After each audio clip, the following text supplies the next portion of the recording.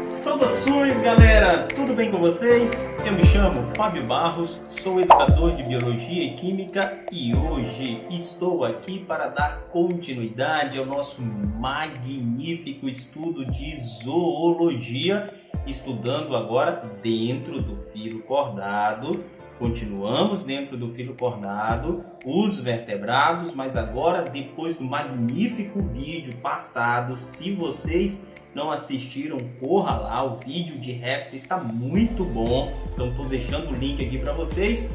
Agora, depois do vídeo então de répteis, entrando no grupo das aves, beleza, galera? Para saber tudo sobre aves, corra lá, pegue seu lápis, seu caderno, sua caneta, seu copo com água, sua xícara de café, sente um local confortável, entronize que você vai entrar numa sala de aula, entronize que você vai entrar numa sala de aula, mas não esqueça, na sala de aula mesmo assim, olha lá embaixo, tá vermelho? Senta o dedo, se inscreva no canal, aperte no sininho, vem muito vídeo bom aí, muita novidade.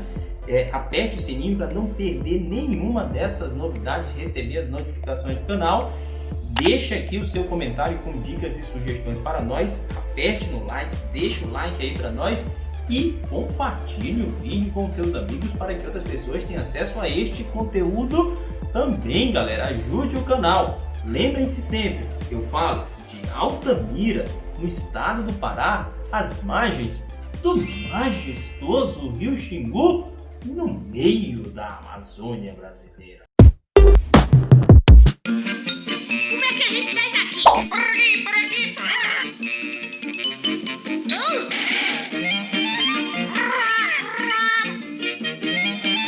Lá em cima, lá em cima. Lá embaixo, lá embaixo. Então, galera, o pica-pau. Sabia que tem gente que não gosta do pica-pau porque acha ele muito atentado? Vocês também têm essa mesma percepção a respeito desta ave? Se tem, coloca aí nos comentários. Ou se acha outra coisa, coloca também. Mas para a gente saber aonde o pica-pau se encaixa no grupo das aves, vamos aprofundar no conteúdo. E antes de entrar propriamente dito no assunto, destruir um pouco dos sonhos de vocês. Sabem, já vimos isso no vídeo anterior, que as aves evoluíram a partir dos dinossauros, um grupo específico chamado de terápodes, que é o mesmo grupo dos tiranossauros.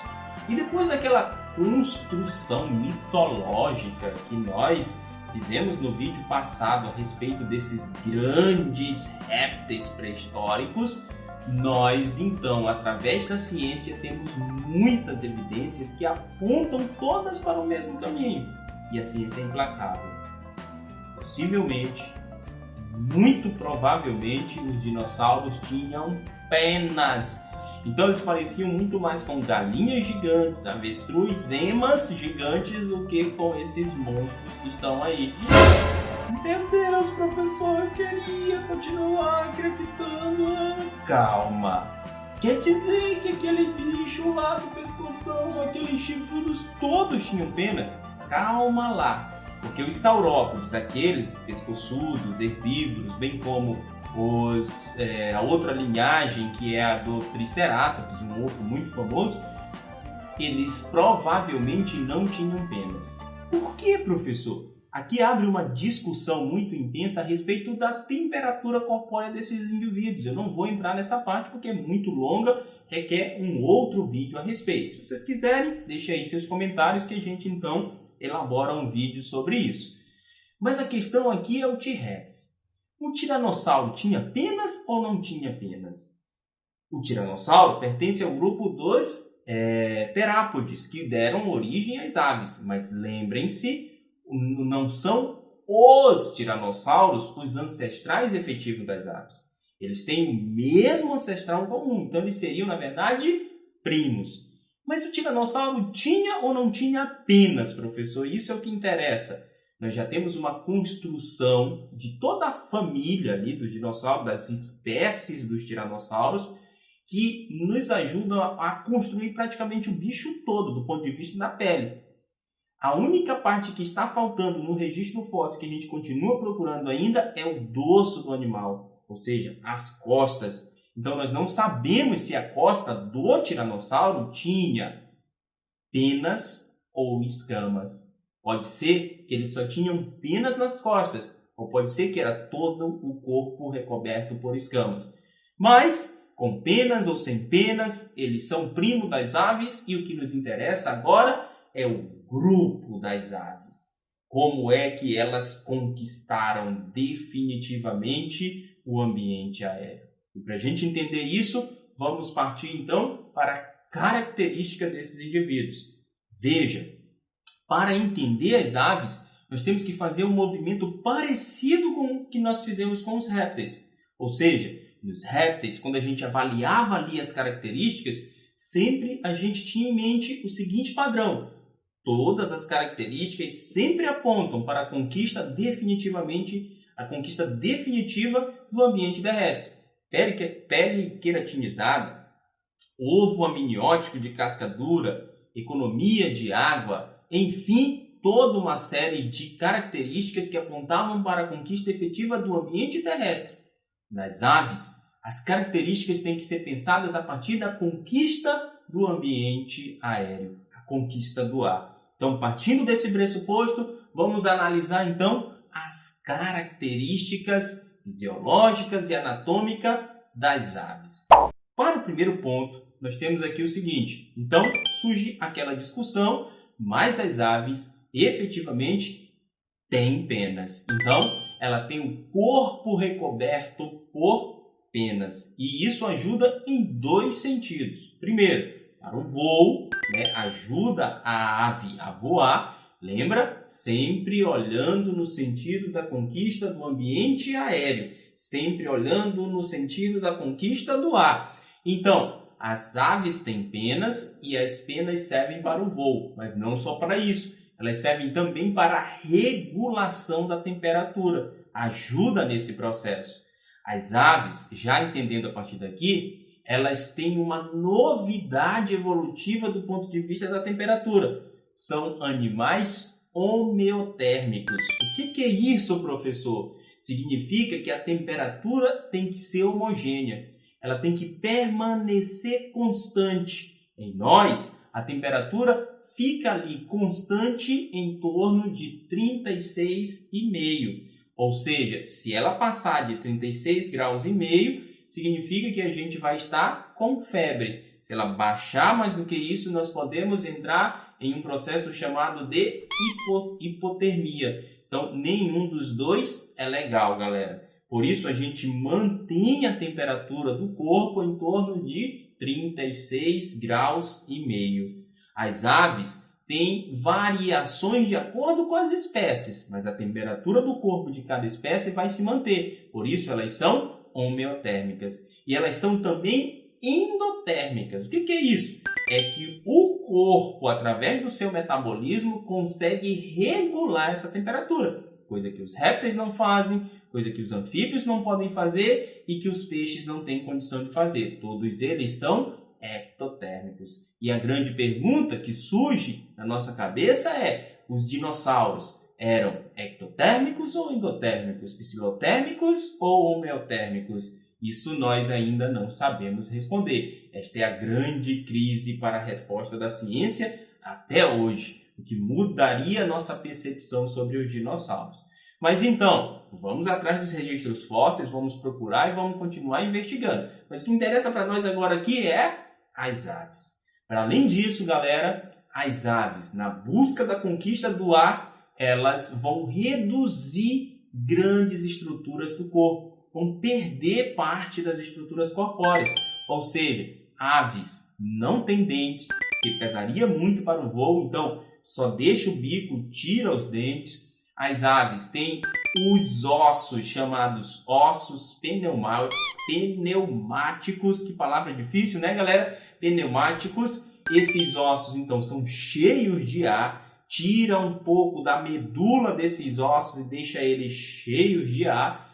E as aves também não têm bexiga, ela não consegue concentrar ali a urina no seu corpo, então ela não tem bexiga. É por isso que às vezes você tem que ter cuidado passando num lugar ali onde tem muito pombo, porque o músculo da ave, do peito, está ligado à estrutura da croaca, ou seja, quando ela contrai o músculo do peito, pode ser que ela libere ali os seus resíduos, e se ela estiver voando, basicamente vai estar, porque ela contrai o peito e a musculatura peitoral serve para bater as asas, aquela porção de excremento pode cair em um local indesejável.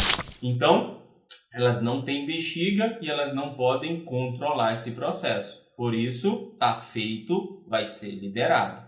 Uma outra questão é que elas praticamente não têm intestino grosso. O intestino grosso dela é muito curtinho, praticamente não tem. Então, reduziu tudo isso para quê? Para diminuir o peso e facilitar, então, o voo.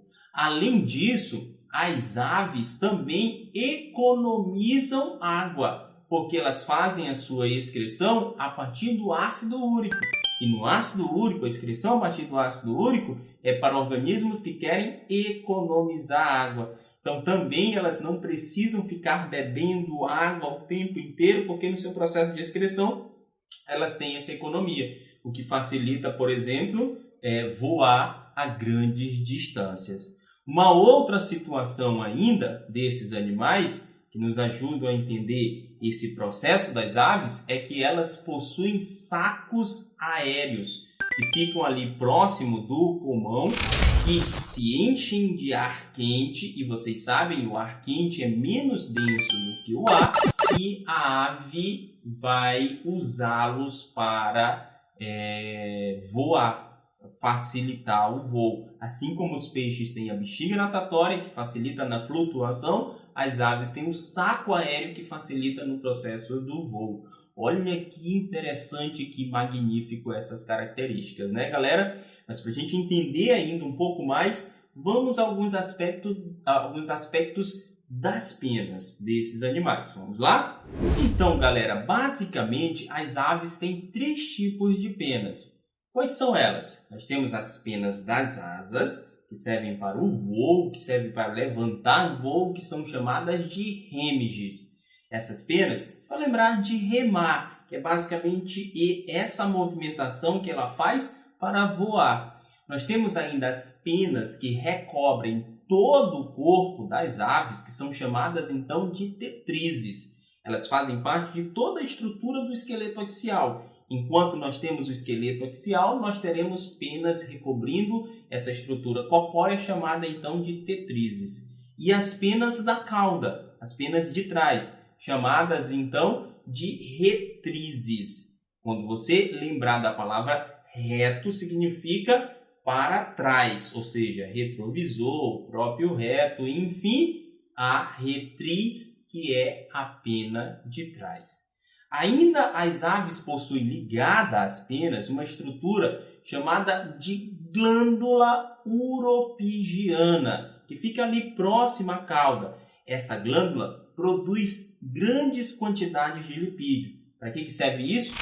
Para deixar as penas impermeáveis, ou seja, elas bicam ali atrás, tiram lipídios. Quem já viu criação de galinha sabe disso. Elas bicam ali atrás e depois passam o bico pelo corpo, deixando as penas impermeáveis. Ou seja, o que vai acontecer? A água pode cair sobre o corpo desses indivíduos, mas não vai encharcar. Em aves aquáticas, esta glândula é muito mais potente, tem muito mais lipídios. Por quê? Porque essas aves vão estar em contato com a água o tempo todo. Ou seja, mais uma novidade desses animais aí que é bastante interessante. E por último, as aves não têm efetivamente ânus.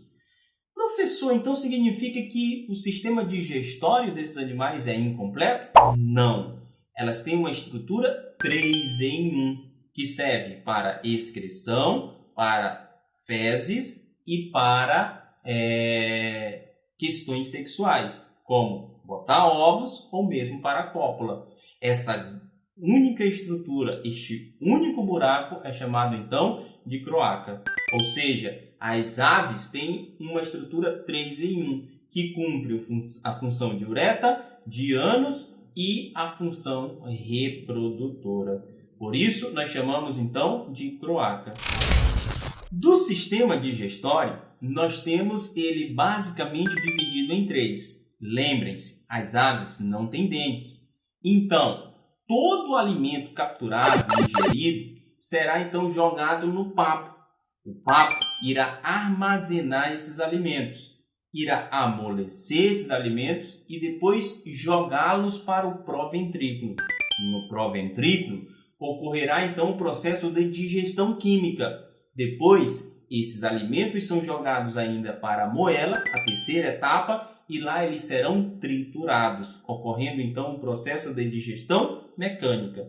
Todos esses alimentos são jogados para o intestino, absorverá os nutrientes e a excreta será jogada então pela cloaca. No momento do voo sempre, né, galera? Que triste. Mas enfim, é assim que ocorre. Para a gente saber agora como estão divididos os grupos das aves, nós temos aqui apenas 2. Vamos verificar então isso aprofundando no conteúdo. Vamos lá? Então, galera, basicamente são só 2 grupos aqui na ave. Ufa, graças a Deus, professor, isso facilitou nossa vida. Pois é, tá vendo? Não tem nada de dificuldade aqui. Então, o primeiro grupo é das paleognatas. Quem são esses indivíduos? São aqueles indivíduos que não possuem a quilha, que é um prolongamento aqui do externo, do osso aqui do peito, que tem a função então de segurar a musculatura peitoral. Para que serve isso, professor? Porque uma musculatura peitoral resistente faz com que a gente consiga então fazer esse processo de voo, que seria o voo das aves. Ou seja, não tendo quilha, nós temos uma musculatura peitoral reduzida e esses indivíduos então não irão voar. E nem vão fazer questão disso. Nós temos aqui dentro das paleognatas as emas, avestruz e outras aves que não voam e não querem voar. Professor, mas paleo não é antigo? Exato. Gnathos não é mandíbula? Exato. O que isso tem a ver? É uma classificação feita a partir de estruturas mandibulares, mas que também serve como uma estrutura a partir da organização peitoral, principalmente a partir da quilha, que é essa prolongação do externo. Além disso, esses animais também podem ser chamados então de ratitas.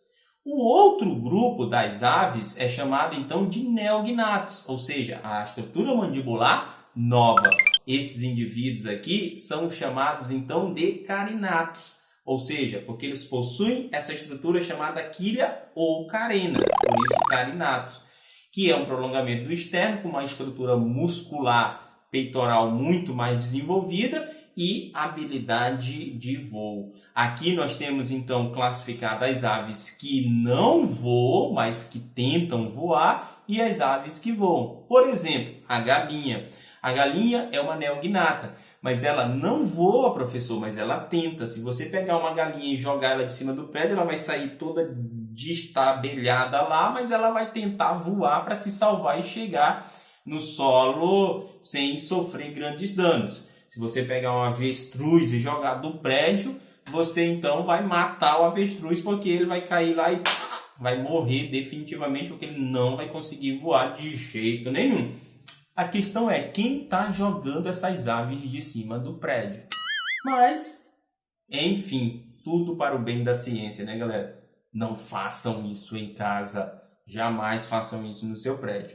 Beleza? Mas então, para a gente entender como essas aves conseguem voar, a sua musculatura peitoral é muito desenvolvida e ela então, a partir disso, consegue fazer esse movimento de voo. Ainda temos aqui dentro das neognatas uma espécie ou algumas espécies do grupo dos pinguins. Os pinguins são neognatas, mas eles não voam nem tentam voar, mas só que eles modificaram a sua estrutura, adaptando isso para o nado. Então também a sua musculatura peitoral é muito desenvolvida. Pois é, com isso a gente encerra o nosso estudo das aves. Espero que vocês tenham gostado. Já olha lá embaixo, se estiver vermelho, sente o dedo, se inscreva no canal, aperte no sininho, deixe seu like, seu comentário, compartilhe o vídeo com seus amigos para que outras pessoas tenham acesso a este conteúdo também. E a gente se vê no próximo vídeo com mamíferos. Chegou a hora da chitara, quero ver se ela vai aparecer aqui. Mas enfim, chegou a hora da chitara e a nossa também. E é também o nosso último vídeo da série do Reino Animalia de Zoologia. Mas até lá, você já sabe, falou!